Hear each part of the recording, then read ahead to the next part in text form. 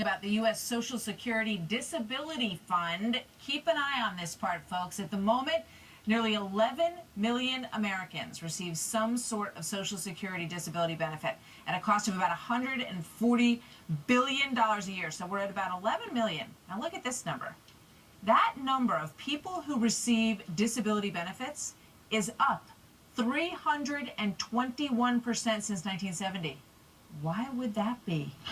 What is more, the fund is expected to run dry in just a couple of years. No surprise there, since it's being tapped into so heavily. Stuart Varney is the host of Varney & Company on the Fox Business Network. This is something, Stuart, that has, that I've been keeping an eye on for a while, and I know you have too.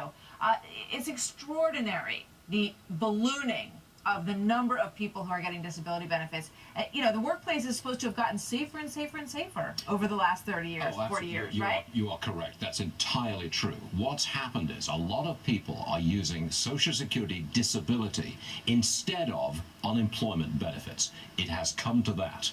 They've expanded the range of ailments under which you can claim disability, and there are very, very few people checking on fraud. Result, an explosion to roughly 11 million people taking Social Security disability. Now, if you look at the financing of this, it's costing $140 billion a year, much more than the trust fund is able to bear. So we will run out of the ability to pay those benefits in full at late 2016. So you've got roughly right 2 years left. That's it. It's right What's around the corner. Treasury Secretary Jack Lew, he wants to take money from the retiree portion of Social Security, put it into the disability portion, jack up the disability fund, and thereby be able to pay it out longer in full. So what's he going to do about the retirees? Precisely. That means that the retiree fund runs out of money a year or two earlier than it's supposed to. So the plan is to rob Peter to pay Paul, essentially.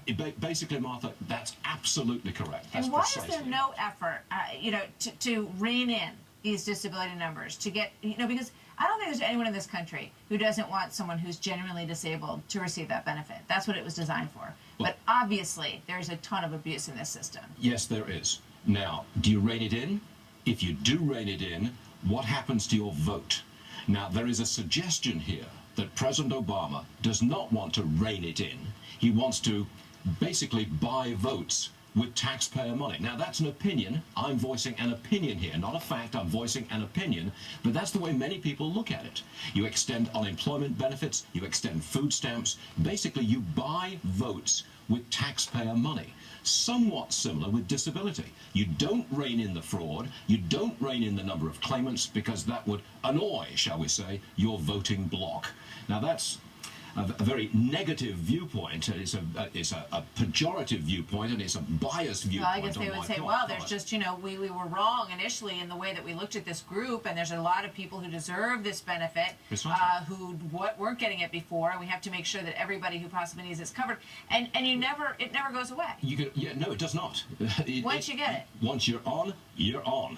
And the number of people who actually drop off is something like less than 0.5%. So wow. It's benefits for life, just about. Something to think about. Stuart, thank you.